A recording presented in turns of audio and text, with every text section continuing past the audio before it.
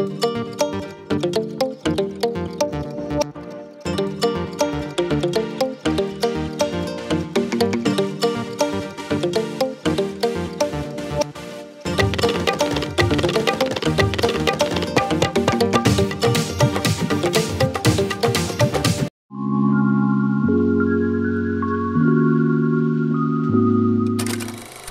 मी मीनल. तुमच्या सर्वांना श्री स्वामी समर्थ.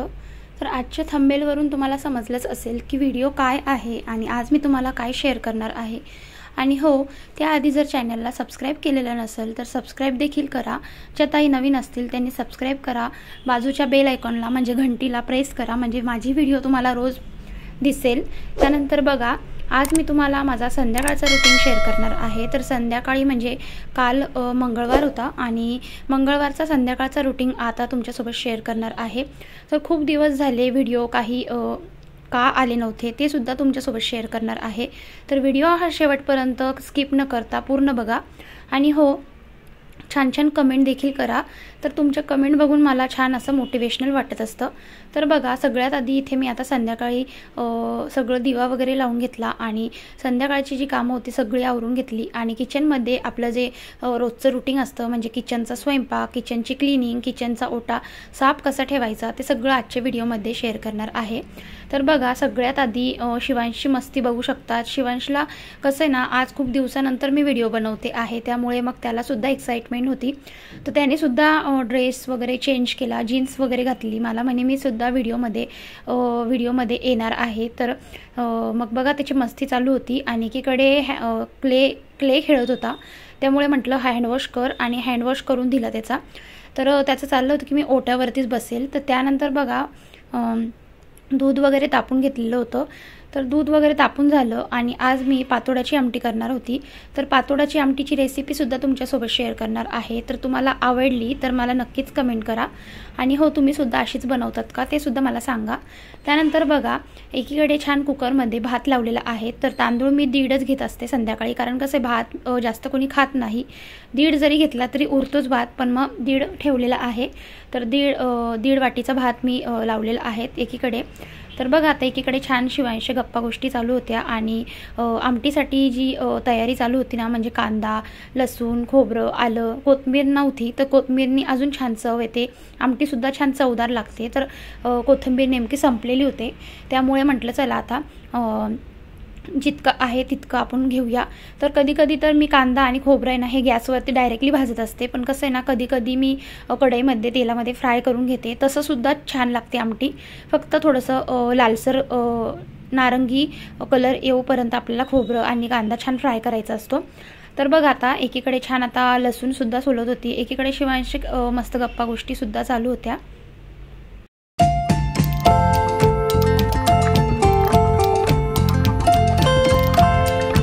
तर तुमच्यासोबत मी आज नॉनस्टॉप बोलत आहेत आणि सगळं तुमच्यासोबत आज मला शेअर करायचं आहे. व्हिडिओ का नव्हते येत तर बघा, ओट्यावरती सगळं कांदा वगैरे चिरून झालेला होता आणि जो कचरा वगैरे होता तो लगेचच असा कॅरी बॅगमध्ये टाकून देते, म्हणजे आपला ओटा खराब देखील होत नाही आणि जास्त जे काम असतं नंतरून ते जास्त वाढतसुद्धा नाही. लवकरात लवकर आपल्याला वेळ जर काढायचा असला ना तर आपल्या ह्या गोष्टी आपल्याला मल्टीटास्किंग काम करायचं असतं रोज. म्हणजे जसं की बायकांचं काम तुम्हाला माहीतच असेल, ज्या गृहिणी आहेत त्यांना तर माहितीच आहे आपण एक वेळेस आपण किती कामं करत असतो, जसं की आपलं सगळीकडे लक्ष असतं. त्यानंतर बघा, आता कुकरच्या छान 5 शिट्ट्या करून घेतल्या आणि कांदा छान फ्राय करून घेणार आहे. तर व्हिडिओ काय येत नव्हते ते आता तुम्हाला सांगते. तर बघा, मे महिन्यामध्ये तर माझ्या मुलाचा बड्डे होता 24 तारखेला, त्यामुळे मग महिनाभर शॉपिंग वगैरे किंवा माहेरी गेलेली होती, तर पूर्ण महिना तिकडेच गेला. आणि कसं आहे ना, शिवांशलासुद्धा बरं नव्हतं आणि मलासुद्धा काही ना काही दवाखाना वगैरे चालूच होता. तर त्यामुळे मग काही व्हिडिओ बनवायला सुचलंच नाही. आणि मे महिन्यात सगळ्या बहिणी वगैरे आम्ही एकत्र आल्यामुळे इकडे तिकडे जाणं वगैरे चालू होतं, त्यामुळे सुद्धा व्हिडिओ काही बनवता आले नाही आणि तुम्हाला खूप मिस केलं मी. त्यानंतर बघा, छान असा कांदा फ्राय करून घेतला. त्यानंतर असं झालं की म्हणजे जून महिनासुद्धा जेव्हा आला, म्हणजे मे महिना पूर्ण माहेरीच गेला. त्यानंतर जून महिन्यामध्ये जेव्हा मी मम्मीकडून इकडे आले माझ्या घरी, त्यानंतर बघा की घर जे आहेत ना खूप खराब झालेलं होतं, म्हणजे खूप धूळ वगैरे झालेली होती. तर सगळं थोडं थोडं जितकं मला आवरता येईल तितकं पॉसिबल झालं तितकं मी आवरलं. आणि त्यानंतर बघा मग शाळेची जी स्कूलची रूटीन आहेत, आता शिवांशी स्कूल चालू झालेली आहे, त्यामुळे मग आता थोडं त्याच्याकडे पण लक्ष द्यायचं असतं. आणि कसं आहे, पहिला फर्स्ट डे म्हणजे पहिला जो महिना असतो ना, तो पूर्ण मी पूर्ण त्यामध्येच बिझी होते. जसं की मुलांचं रुटीन कसं बसवायचं, त्यानंतर रोजचा टिफिन वगैरे असतो. सवय थोडीशी मोडलेली होती माहेरी गेल्यामुळे.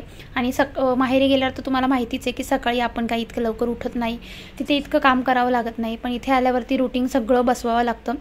तर बघा आता छान एकीकडे मस्त पीठ मळून घेणार आहे. कणिक मळताना कसं आहे ना, थोडं पाणी घेऊन जर कणिक मळलं ना तर छान कणिक मळतं.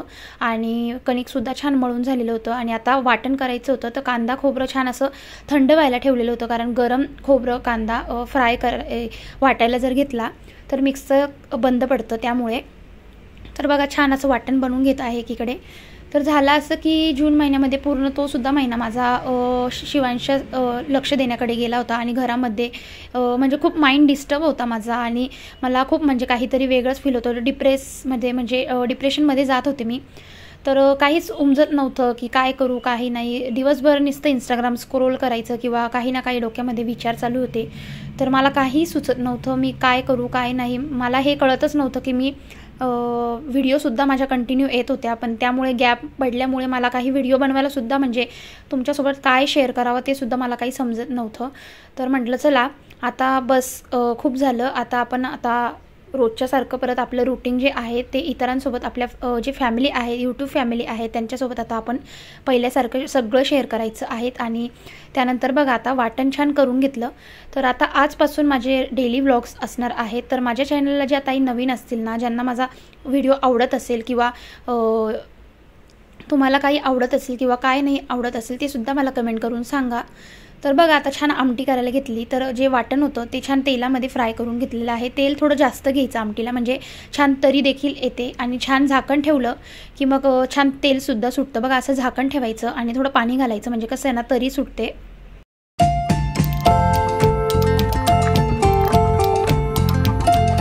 तर जो आपला मसाल्याचा डबा आहे ना, तो सुद्धा आता त्याचं काम झालेलं होतं, त्यामुळे मसाल्याचा डबा लगेच जागच्या जागेवर ठेवला की ओटा बघा पूर्ण रिकामा वाटतो. आणि अशा ज्या छोट्या छोट्या गोष्टी आपण लगेचच जागेवर ठेवत जर गेलो तर आपल्याला नंतरून भरपूर वेळ मिळतो. आणि मी 7 वाजता स्वयंपाकासाठी लागलेली होते आणि माझं सगळं काम 9 वाजेपर्यंत सगळं झालेलं होतं. जेवण भांडी सगळं झालेलं होतं.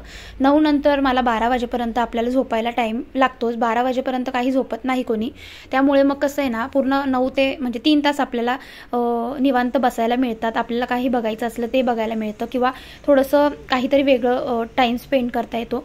तर बघा इतकं सगळं आपलं जर लवकरात लवकर आपण जर रोजचा रुटीन जर ठेवला तर आपली कामं वेळेवर तर होणारच, पण त्यासोबत आपलं किचनसुद्धा स्वच्छ राहणार. तर बघा आता पीठ छान मळून झालेलं होतं आणि त्याचबरोबर आता मला आमटीसुद्धा बनवून झालेली होती. तर मला एकीकडे आता आपले पातोड्याची म्हणजे रेसिपी जी बनवतो त्यासाठी डाळीचं पीठ घेतलं आहेत. डाळीचं पीठ लाल तिखट हळद मीठ एवढं घालून छान असं मळून घेतलेलं आहेत. जसं कणिक मळतो त्याच पद्धतीने, पण पाणी एकदम थोडं थोडं घालायचं आहे, कारण जास्त प्रमाणात पाणी घातल्याने खूप पातळ होऊन जातं. तर बघा छान इथे ते डाळीचं पीठ जे आहे ते मळून घेतलेलं आहेत. खिशीचे पातोड जसे बनवतो ना तसे हे लाटीचे पातोड आहेत आणि हे सुद्धा खूप छान लागतात आमटीमध्ये. तर बघा आता छान आता इथे लाटी करून घेतली आणि मग जे आपलं जे करंजा करण्याचा जो चमचा आहेत ना त्याने छान असं त्रिकोणी शेपमध्ये म्हणजे शंकरपाळ्याच्या शेपमध्ये असं कटिंग करून घेणार आहे. त्यानंतर मग छान असे मोकळे मोकळे करून घेतले आणि आमटीला छान उकळी येऊन दिली. उकळी आल्यानंतर मग छान असे हे आमटीमध्ये सोडायचे, म्हणजे कसं आहे ना आमटीसोबत हे पातोडसुद्धा शिजतात आणि आमटीसुद्धा छान अशी चवदार आणि घट्ट देखील होते.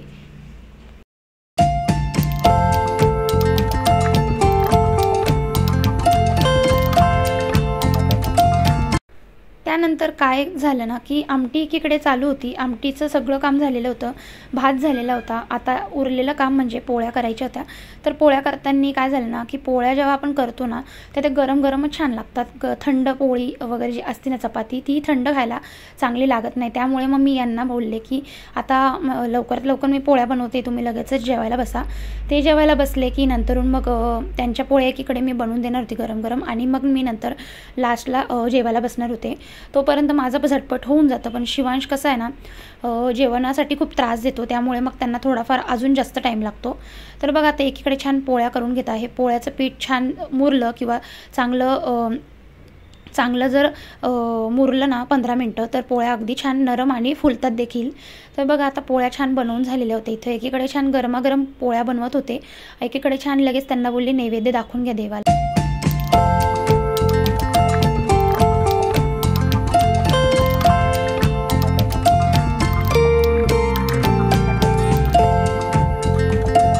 तर काही गोष्टी अशा असतात ना, ज्या आपण म्हणजे इतरांसोबत जर शेअर केल्या ना, तर आपलं मन देखील हलकं होतं आणि काय आपल्याला जर मनामध्ये सुचत नसेल तर आपल्याला इतरांशी बोलूनसुद्धा ते आपल्याला समजतं की आपल्याला काय करायचं आहे. तर 2 महिने अगदी माझे असे डिप्रेशनमध्येच गेले होते आणि खूप त्यातून बाहेर येण्याचा प्रयत्न केला, पण काही कळतच नव्हतं. मग आता म्हटलं चला आता तुमच्यासोबतच रोजचा आपला जो रुटीन आहे तो शेअर करावा. तुमच्या कमेंट करत जावा. मला कमेंट बघून मला खूप मोटिवेशनल वाटत असतं आणि खूप छान वाटतं. नवीन व्हिडिओ बनवायला सुद्धा सुचत असतं. तुम्हाला कोणत्या व्हिडिओज अजून माझ्या बघायला आवडतात ते देखील मला कमेंट करून सांगा.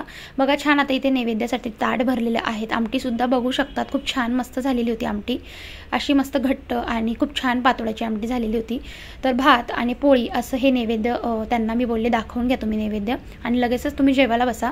म्हणजे कसं आहे, मी एकीकडे गरमागरम तुम्हाला पोळी देते. बघा एकीकडे जेवणाला बसलेले होते शिवांश आणि मिस्टर.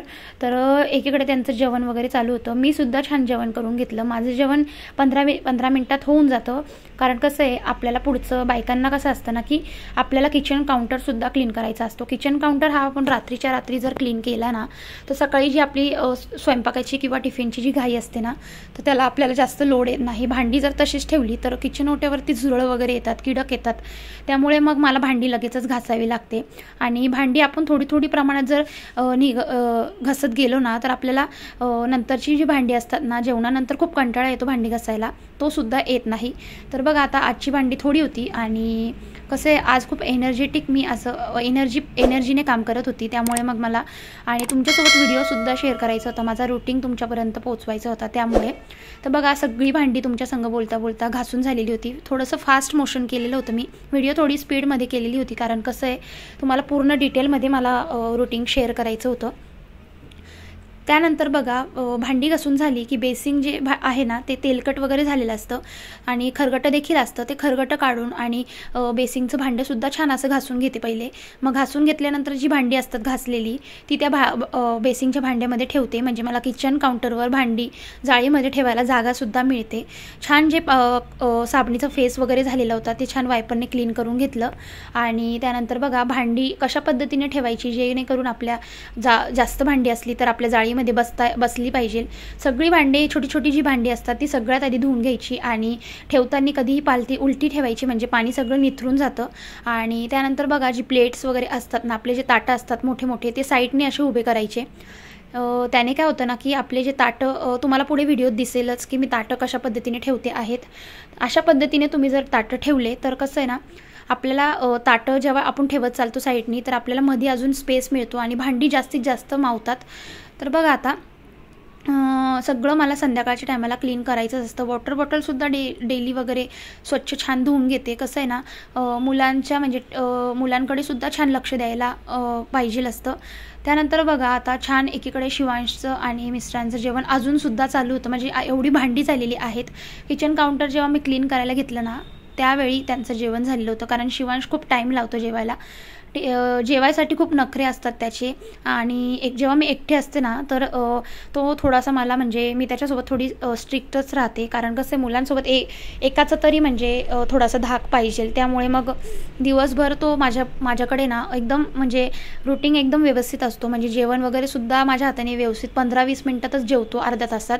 पण रात्री जेव्हा त्याचे पप्पा घरी येतात ना, मग त्याचं कसं असतं की थोडं टाईमपास करत थोडंसं मिस्टर कसे खूप लाड करतात, त्यामुळे मग थोडा त्रास देतो.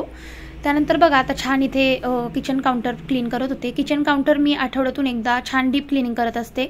ऐनवेळी रोज म्हणजे मी असं ओल्या कपड्याने छान पुसून घेते, म्हणजे कसं ना जे काही सांडलेलं असतं ना सगळं क्लीन होऊन जातं। लायटर वगैरे देखील रोज छान पुसून घ्यायचं, कारण खरगट वगैरे थोडं जरी असलं पिठाचं तेलाचं तर कसं आहे ना झुरळं लगेच येतात, आणि कितीही जरी स्वच्छता ठेवली तरी आपल्या किचनमध्ये 1-2 झुरळं दिसतच असतात। त्यामुळे मग मला अजून झुरळं वगैरे असली ना मला थोडंसुद्धा आवडत नाही।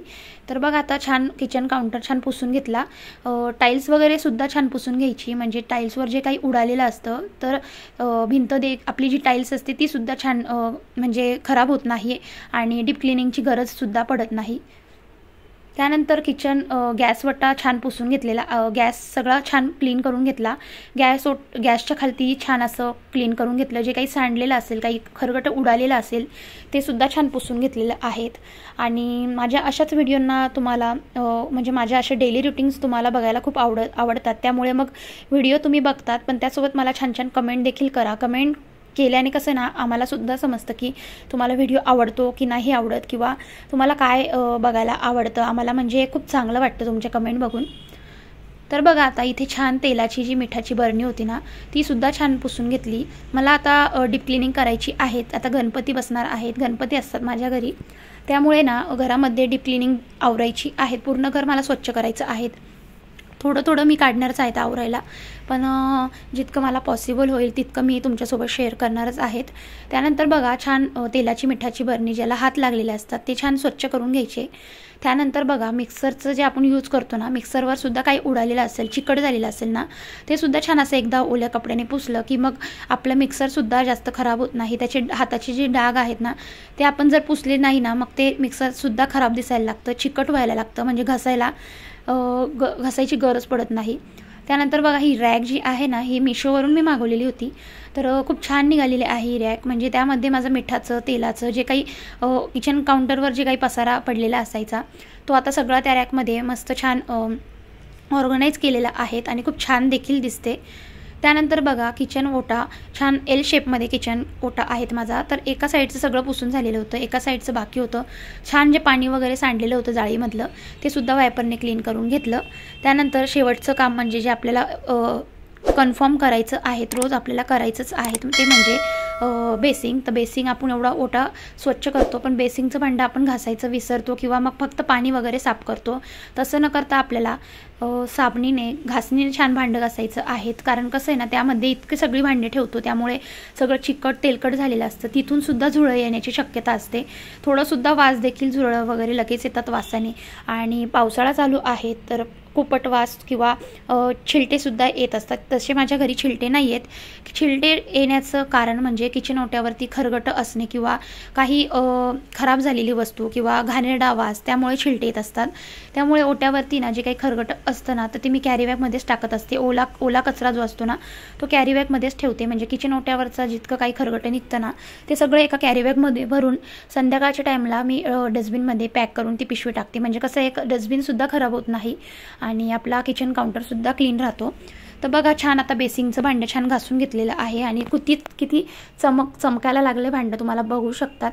त्यानंतर बघा पुढचं काम असं की माठसुद्धा भरून घेतलेलं आहे, माठ मी संध्याकाळी रोज भरून घेते, माठातलंच पाणी आम्ही पित असतो, तर कधी माठाची इतकी काही गरज नाही आहेत, पण कधी पाण्याचा खूप प्रॉब्लेम असतो, पाणी वगैरे जातं कधीही, त्यामुळे फिल्टरचं पाणी इतकं पुरत नाही, त्यामुळे मग माठ मी कंटिन्यू ठेवलेलाच असतो। त्यानंतर माझं सगळं काम आवरून झालेलं होतं आणि उद्याची तयारी म्हणजे सकाळचं जे आंघोळीसाठी पाणी पातेलं जे ठेवायला लागतं ते रात्रीच मी भरून ठेवते किचन काउंटरवर, आणि रात्रीचं किचनमध्ये आपलं पाणी भरलेलं असावं असं म्हणतात, त्यामुळे मग रात्रीचं हे बघा पातेलंसुद्धा भरून ठेवलेलं आहे। आणि आता सगळं काम करून झालेलं होतं, तर खिडकीसुद्धा मी रात्रीची लावून घेते, दिवसभर नेटची जाळी असते पण रात्री मी किचनची खिडकी पूर्ण लावून घेत असते। तर बघा किचन छान प्रकारे माझं स्वच्छ आवरून झालेलं आहे। कसा वाटला व्हिडिओ कमेंट देखील करा, चॅनलला सबस्क्राईब करा, भेटते आता पुढच्या व्हिडिओमध्ये।